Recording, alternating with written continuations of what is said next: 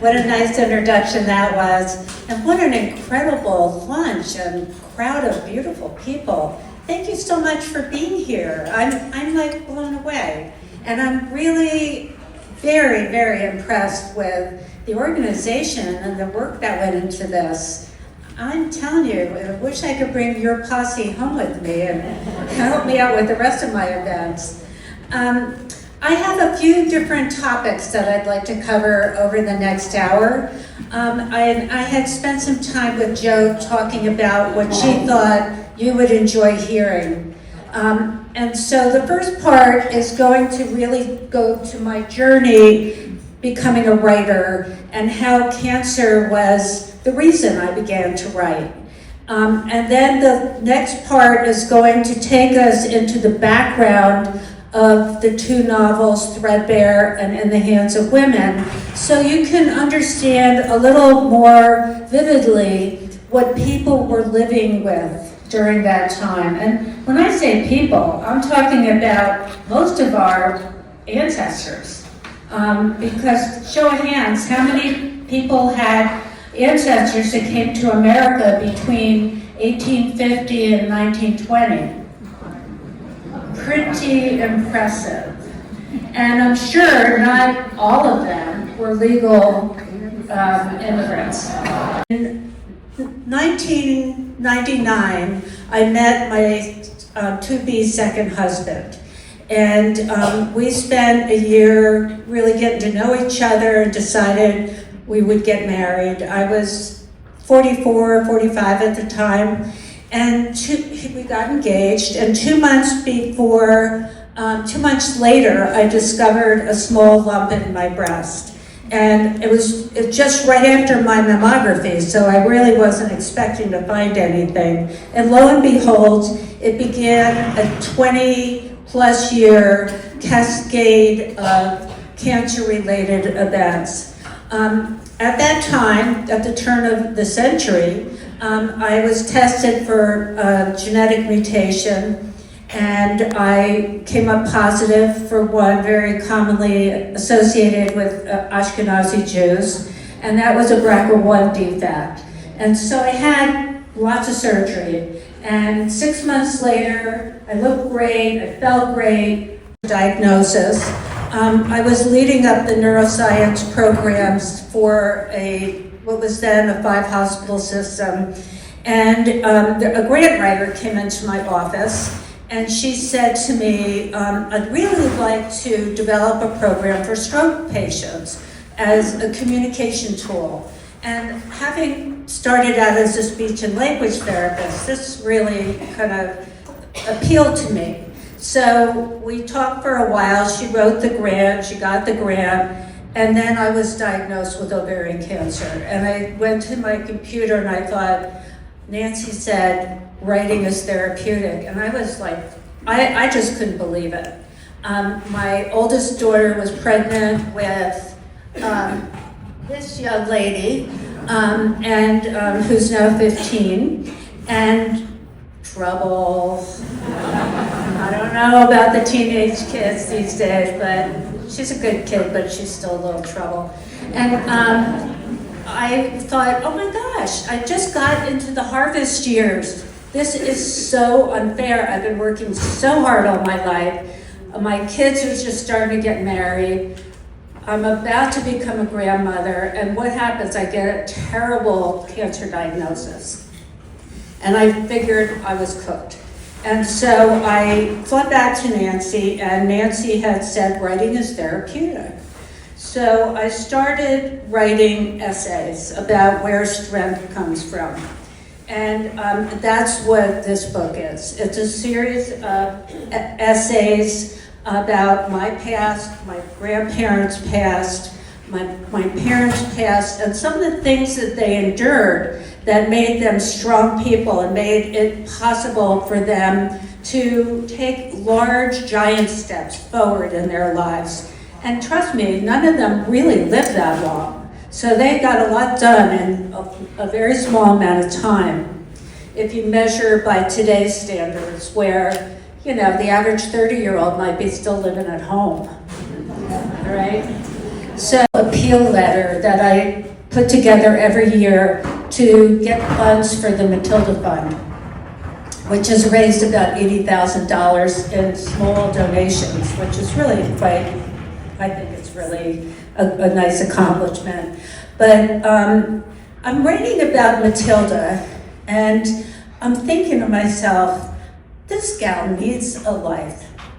I don't know a whole lot about her. As a matter of fact, I had to search for her name on Ancestry.com, and I found it by searching for my grandfather.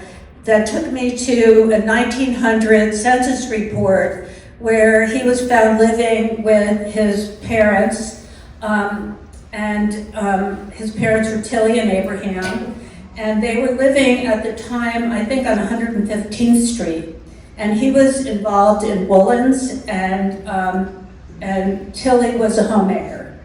And then I started searching more and more, and there weren't a lot of family members of my parents' generation who were still living, but there was family folklore that when they came from Germany through Castle Garden, because they came in 1866, and Ellis Island hadn't opened yet, that they had a farm in Harlem.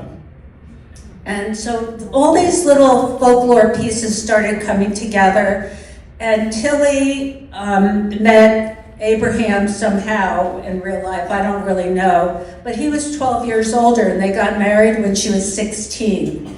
Now 16 and 28, that's statutory rape today. I mean, that's really a crazy age difference.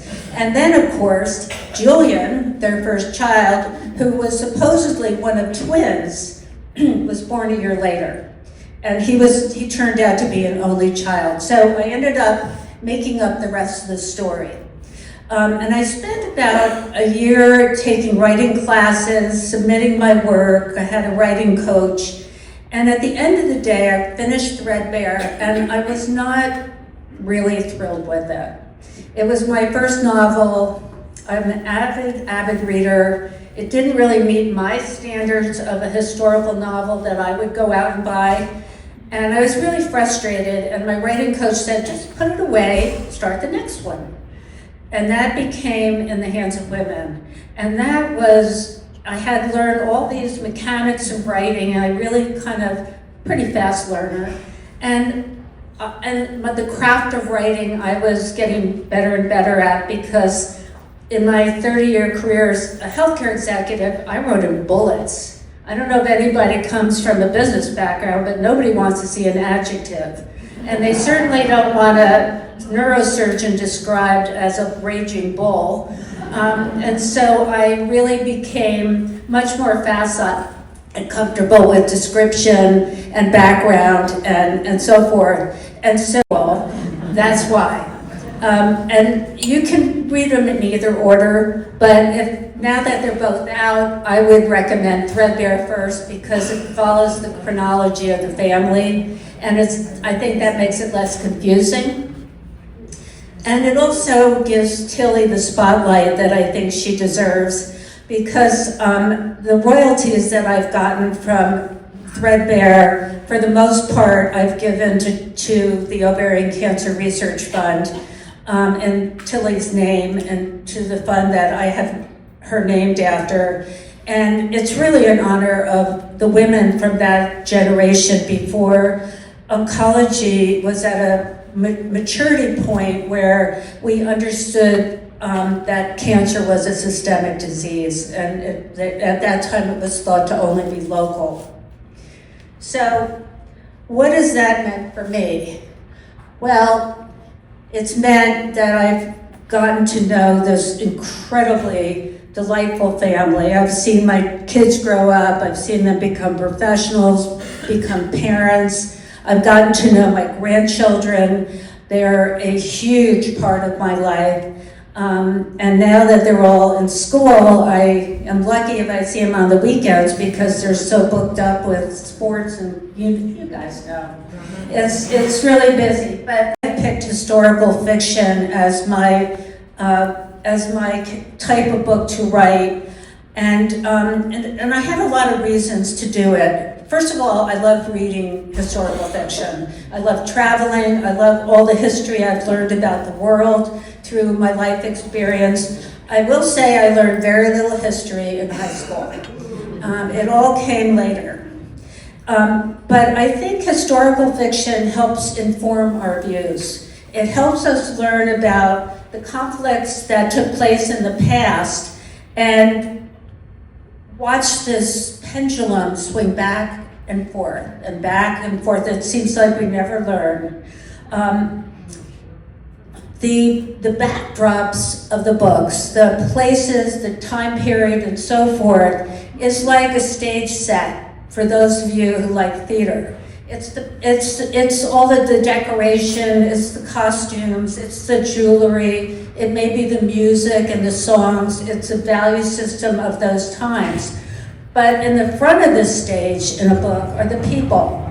And the people have normal emotions and conflicts, and they're almost like an experiment. You create something that's going to test them and see how they react and see how they interact. Everything she's ever known behind, and kind of being a little apprehensive about what's in front of her. She's just starting to become a young woman, and everything in her life is changing. I can't imagine a teenager today going through something like that. Unbelievable. But they came from all over Europe, and they were not exactly carrying Louis Vuitton luggage. They were really pretty scrappy. Most of them were peasants, particularly when we got into the Eastern European immigrants. And I'm not just talking about the Jewish immigrants, I'm talking about the Italian immigrants and the Hungarian immigrants and the Polish immigrants. There were, and Ellis Island, where many of our ancestors came through. The Statue of Liberty was opened around the time of Ellis Island. And Threadbare takes Sam and Sarah up to Harlem, which is where my family reportedly lived for a period of time. And these are some photographs of what Harlem looked like. Isn't that amazing? There were even people from Lower Manhattan who took her family up to the new farm in Sullivan County. As you know from reading the book, she marries Abraham and goes down to the tenement buildings in Lower Manhattan on the east side. And how many of you have been to the Tenement Museum? Oh, great, good showing. For those who are thinking about it, make sure you make a reservation first. You can't just walk in. But it is one of the most fascinating tours in New York because they discovered a tenement house that was really virtually after. Lillian was a German Jew who didn't live in the Lower East Side. She lived up in the Upper East Side where the German Jews had migrated to before the Eastern European Jews came in. And she was a nurse. And she was very concerned with the plight of the people down in the Lower East Side. So she started the settlement house, and the goals of the settlement house were to help new families get their feet on the ground. And so they had a language school, they had, she would hook them up with the little piecemeal factories that were in the tenement buildings. There was a Jewish school, there was a synagogue, and it was all a little clinic. It was all sort of clustered around. Interestingly enough, there's a gazillion rabbit holes when you're doing history research, and I try not to go down every one of them, but each time I do, I discover some pearl that is just so interesting, but I can't put it in the book because it doesn't really fit. So one of those pearls was that Mount Sinai, which is located in the Upper East Side of New York, was originally a little tiny hospital in the Lower East Side called the Jew Hospital.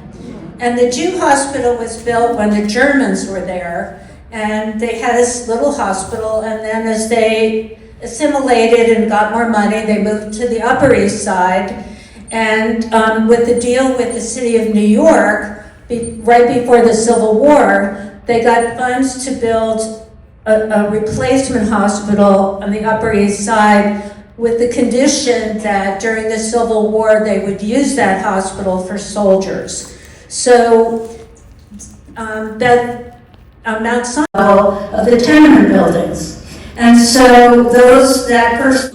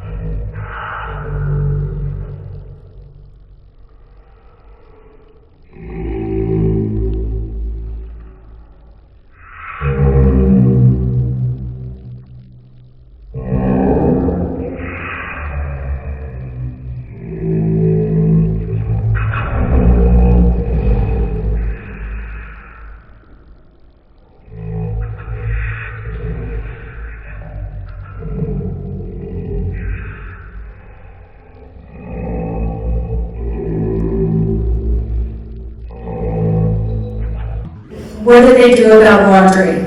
So usually there was a middle-class person would go to a dressmaker and have a couple of dresses made up a year, and they'd wear them over and over again. So in someone's closet, I was at my girlfriend's place 2 days ago, and this is her winter home, and her closet had about twice as many clothes as my whole closet does. And I'm thinking, my God, I don't know how you go under half a dozen outfits, and one of them was all black, of course, because people were dying so young, and they always had to have a morning outfit. And they take old dresses and they redesign them for children. And clothes were really used over and over again. I had Abe be a button salesman because I thought that the evolution of buttons in clothing was so interesting. Zippers were invented at the end of the 1800s and were shown at the Chicago World's Fair, but they weren't used in clothes until the middle of the under half a dozen outfits, and one of them was all black, of course, because people were dying so young, and they always had to have a morning outfit. And they take old dresses and they redesign them for children. And clothes were really used over and over again. I had Abe be a button salesman because I thought that the evolution of buttons in clothing was so interesting. Zippers were invented at the end of the 1800s and were shown at the Chicago World's Fair, but they weren't used in clothes until the middle of the hoping. I was pressuring my publisher to get me a cover before today. I was checking my email. For those of you who saw me checking my phone, I was waiting and waiting and waiting to see if I had a draft cover. But it'll look a little like the other books. Over there is coming out Tuesday after Memorial Day weekend, which is perfect timing for a book on World War I. It's going to be about the family members who are doctors and nurses going to help the casualties, the American casualties in France and Belgium during that war. And I think it's a really exciting book.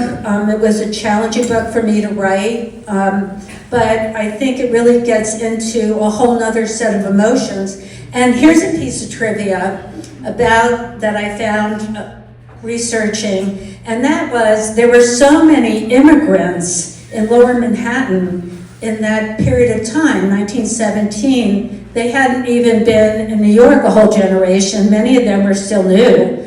And the government told them that if they enlisted, because they weren't citizens, so they couldn't be drafted, if they enlisted, they would give them citizenship upon return. So we had a huge wave of immigrants from all over the world have. Oh, and while I'm going to hand out some microphones to Joe's getting one, and I think there's one here on the stage. Just a little infomercial. These folks were nice enough to bring books and sell them here. I know some of you have read the books, and I'm happy if you brought your book with you to sign them. But authors are measured. One up here too. The prison that you talk about in the hands of women. Blackwell's Prison. Yeah, where, could you tell everybody where it is? Sure.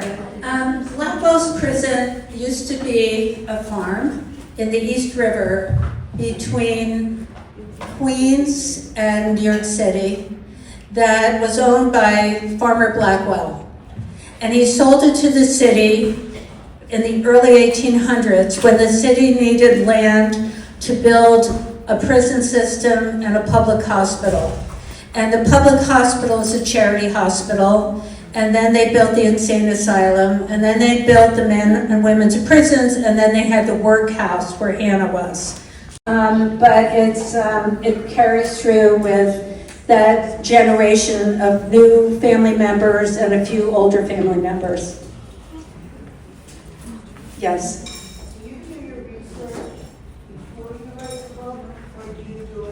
Okay, a question on the research process. I'm going to answer this in two parts. The research and my writing routine, because usually somebody wants to know about that too. Most people I know who write historical fiction layer the new book onto the tail of the book that they're just finishing. So the finishing of a book is kind of like mundane. You've got to do a lot of rereading and editing and praying that you don't have typos slip through and checking the use of words. Maybe anyway, so that's kind of the process. And then as I'm writing, like this morning, I was writing. You mentioned how the pendulum swings. Now we're over a century later from the time you wrote In the Hands of Women.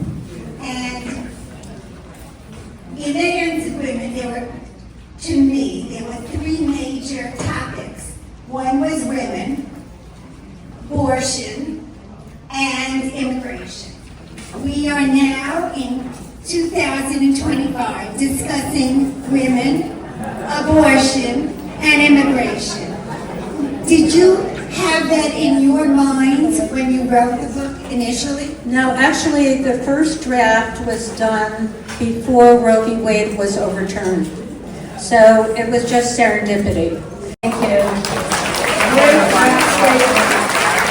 And talk about your stories. Keep them alive, you know, because Matilda's story got buried along with her name. So your family history gets lost if you don't talk about it and share it. Thank you, everyone. Thank you.